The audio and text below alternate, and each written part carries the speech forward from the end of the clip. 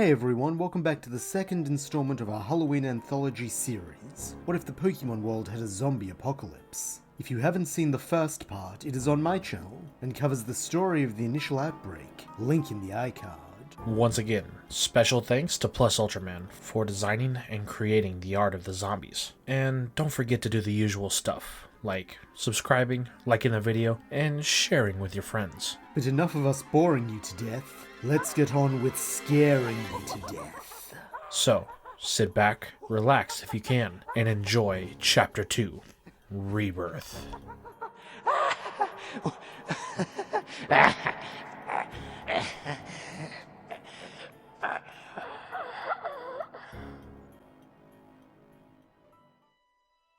Our tale begins with a lone wanderer making his way through Unova Route 12, careful not to step in any patches of tall grass as he heads towards his destination. Once upon a time, tall grass held no fear for this man. In fact, it held friends whose hearts would speak to his, sharing secrets no other human could understand. But now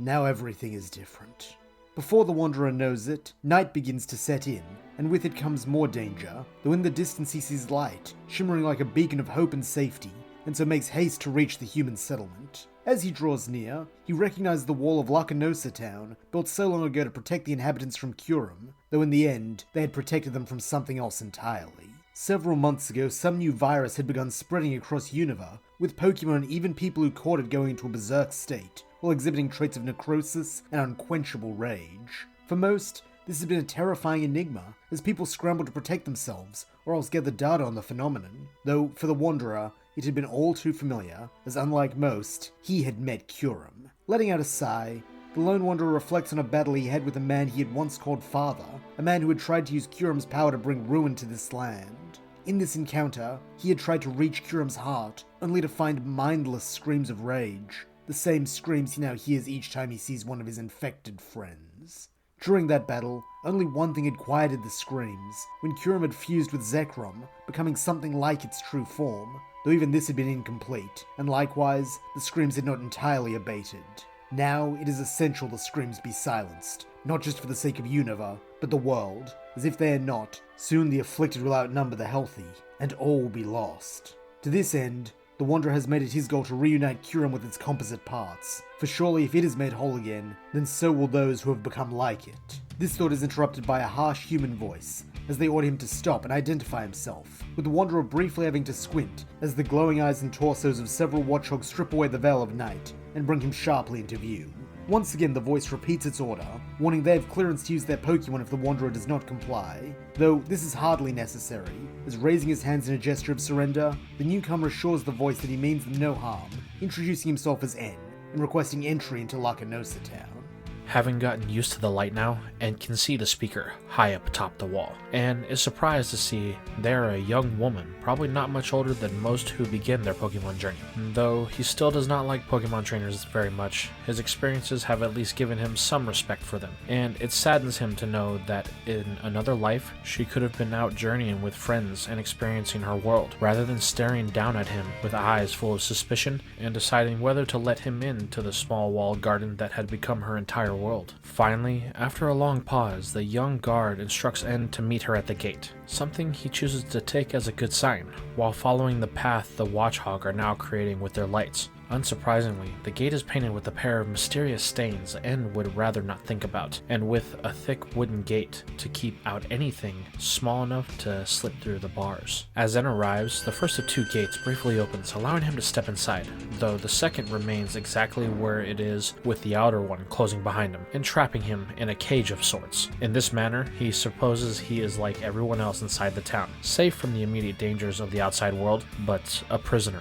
all the same. A moment later, a small viewing hatch opens in the wooden gate, allowing him to speak face to face with the guard from before. In a voice that is brisk but no longer hostile, she begins rattling off questions, the undercurrent of her tone suggesting that she has asked these several times before, and that they will play a large role in whether he is admitted or turned away. The first questions are fairly mundane, being whether he has been bitten or otherwise exhibited symptoms of the virus, and whether he has any Pokemon with him, since contrary to the common belief, the latest research from Juniper Lab suggests that all Pokemon types have the potential to carry, and so he will need to be inspected by the town's Nurse Joy. To both questions, N answers no, as while for the time he had called upon his friends from the wilds to help him in his journey, he had come to realize that this had been selfish when an ambush by the infected had resulted in all of his friends catching the accursed disease and becoming the same empty screaming husks as their attackers. Similarly to the first two, the third question is an obvious one. What is his purpose in Lacanosa Town? To which N answers honestly, stating that he only is wanting to stay one night before he continues his quest. This, oddly enough, causes the young woman's suspicious tone to return as she demands to know what is this so-called quest. Though unabashed, N reaches into his pocket, and amidst orders to keep his hands where they can see them, he pulls out two orbs, one white and one black. In his soft voice, N then explains that these are the dormant forms of the legendary Pokemon Zekrom and Reshiram, with him having traveled a long way to collect the latter from its resting place in Dragon Spiral Tower. Curiosity wars with suspicion on the girl's face at this declaration, as she asks what he intends to do with them. And though N's gift does not allow him to read the hearts of humans, he knows exactly what she would do in his place: use the fiery and thunderous wrath of these two dragons to destroy the infected hordes in the misguided belief that it would set her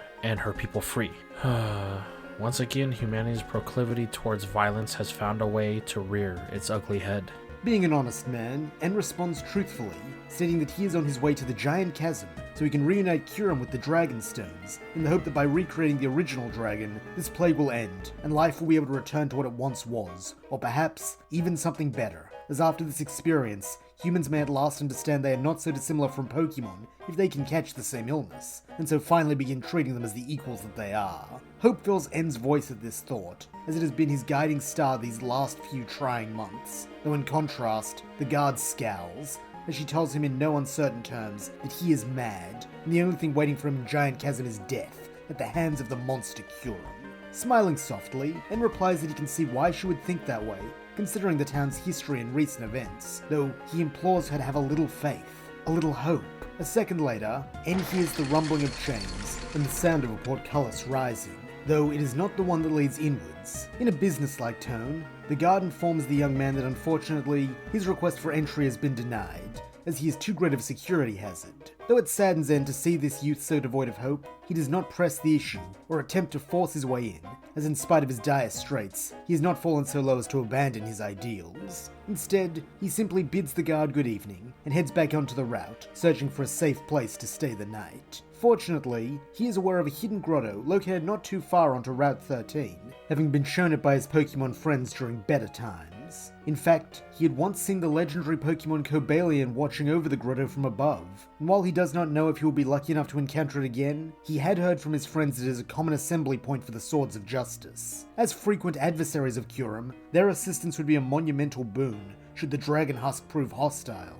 since while he possesses both Reshiram and Zekrom, they are in their dormant states, and so will be no use should a fight break out. Making his way into the grotto, N takes pains to be discreet, refreshing the coat of berry juice and pulp he always covers himself with to mask his scent, while also trying to make as little sound as possible, since through his travels, he has come to realize that the infected's eyesight is greatly impaired due to whatever element of the illness makes their eyes go all milky, with the majority of their tracking being done through scent and sound. However, that is not the only thing he's noticed, having realized that as of late, there have been more hordes than usual prowling the area, and in greater numbers too. While this is troubling, as it shows just how many humans and Pokemon have been afflicted, it does give credence to the idea that Kyurem is at the center of this whole ordeal, as it would make sense that the infected would be drawn to the one who connects them all. To this end, it comes as little surprise that when he crawls through the small opening into the grotto, he sees a swarm of Pokemon, all of whom share the milky eyes and putrid drool. However, just because he knows what to expect does not mean N's heart does not ache when he sees them, just as it pains him to hear their screams. While the ever-present rage is, of course, there, it is tempered with pain and terror, creating the impression that his friends want nothing more than to die, or perhaps that they already have, as he can find no spark of who they once were, all of that having been subsumed by the wailing of the damned. In that moment, N wants nothing more than to plug his ears and close his eyes, to run far, far away from here, restore to a place where his dear friends are not suffering so unfairly. Though this is only a fleeting one, as the simple truth is that if left unchecked, the virus will spread everywhere and eventually claim the lives of every single Pokemon. The only way he can save his friends is to restore the original dragon. So, no matter how tired and headsick he has become,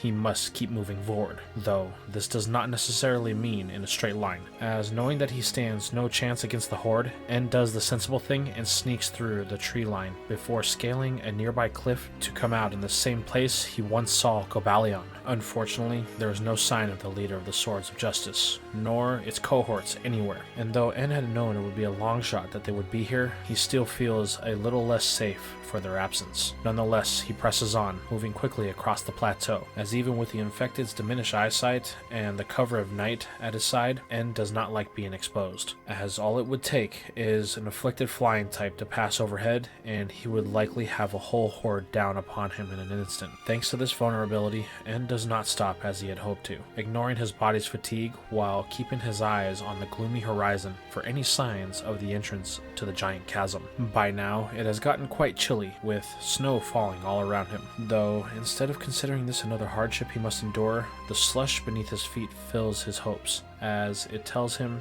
that he is drawing close to Kyurem's den. In fact, he is far closer than he had anticipated, as before long, a large chunk of permafrost, with a hole big enough to fit a human being, looms out of the darkness and blankets the snow. Recognizing this as the entranceway he seeks, N presses on, slipping through the hole and descending into the darkened depths. In the near total absence of light, it takes N's eyes a moment to adapt, though when they do, he almost wishes they hadn't, as what he sees almost takes his breath away. Kyurem in a state of decay like all of the rest, its ragged appearance making the husk it normally is seeming practically majestic in comparison. However, this is hardly the worst of it, as when N sees this, he comes to a horrible conclusion that if Kyurem can be infected, then this illness is not a byproduct of its power, meaning his entire quest has been entirely pointless, and he will not be able to save the world as he had planned. Forcing himself to accept this fact, N's priorities rapidly shift, as now he must focus on getting out of here and forming a new plan on how to stop the plague if Kyurem is not behind it. Thankfully, with his berry camouflage, he is pretty sure the boundary Pokemon hasn't noticed him yet, meaning he should be able to slip away without having to fight, though it seems this is wishful thinking, as when he takes a step back towards the tunnel leading to the entrance, a quartet of cries from above him root N to the spot. Looking into the gloom, the green-haired man realizes that he no longer has to wonder where Cobalion went, as it, along with the other three Swords of Justice, all stare down at him with cruel, milky eyes, their stances suggesting that they now serve as Kyurem's protectors. In a calming voice, N assures the swords that he means them and their master no harm, though it seems they do not exactly believe him, with the four beasts leaping down to take up positions all around the ice dragon, while Kyurem itself lets out a mighty ice beam, rolling to avoid being frozen and narrowly avoids the blast, though to his dismay sees that he was not in fact the target, as now the exit is frozen shut, trapping him inside. Were this not bad enough,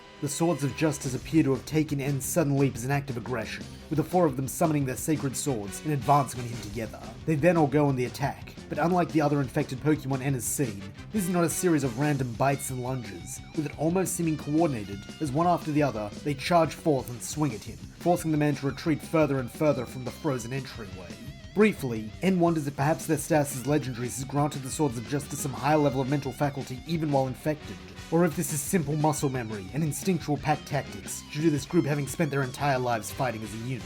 Truthfully, it doesn't really matter, as being in a less than ideal position, N's main concern right now is getting as far away from these beasts as possible, picking one of the other passages leading into Kyurem's chamber and running down it, in the hope that it might lead back to the outside world. Unfortunately for N, the Swords of Justice give chase, quickly closing in on the young man, baring their fangs and screaming that awful heartbreaking scream in unison. Knowing that he can't outrun this legendary quartet, N quickly devises a plan B, changing course and leaping onto Cobalion's back. As the tallest of the Swords of Justice, this at least puts N out of Keldea's reach, while also placing him in a position where Cobalion itself cannot bite him. Now the only question is whether the other two swords still have enough of their higher reasoning and personality to recognize they can't attack him without jeopardizing their leader, thus forcing them to stay their hand. As it turns out, they do not, as without hesitation, Terrakion barrels forward and gores Cobalion's side with its sword, while also piercing N's calf and causing both Mountain Rider to hit the ground. unsure if this sickness can be transmitted by blood, and desperately yanks his wounded leg away from the pool of crimson streaming out of Cobalion, though this is about all he can do, as with this injury, even the simple act of standing is out of the question. Recognizing that their prey is vulnerable, the 3 remaining swords then begin circling him, an undeniable menace to the way they seemingly choose to prolong his pain. However, even this pageantry, if it is actually happening at all, is short-lived, as while Virizion and Terrakion scream once more, Keldeo lunges in, and sinks its fangs into the hand and instinctually thrusts out to stop the cult Pokemon. For a moment, N feels white-hot pain shoot out of the place Keldeo's fangs had pierced, though it is only for a moment, as quickly this pain changes, becoming a pleasant pulsating warmth that flows from the incision, heating his chill body and burning away the aches and fatigue of this long, tiring night. Then, as if this were not enough, something wondrous happens, which puts a smile of pure joy on N's face. He hears his friends, Terrakion, Virizion, and Keldeo, as he used to hear the hearts of all Pokemon, with him finally realizing that what he had thought were screams are actually cheers and encouragement for him to join them. Now at last he understands what a fool he has been. Now at last, he is home.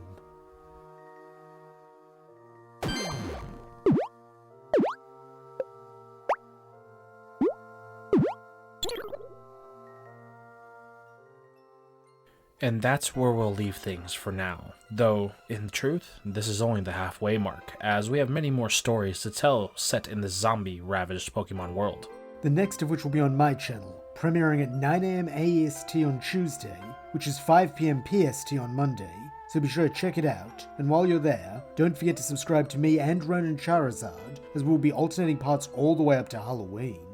But until then, we will catch you when the journey continues. And remember, beware what goes bump in the night.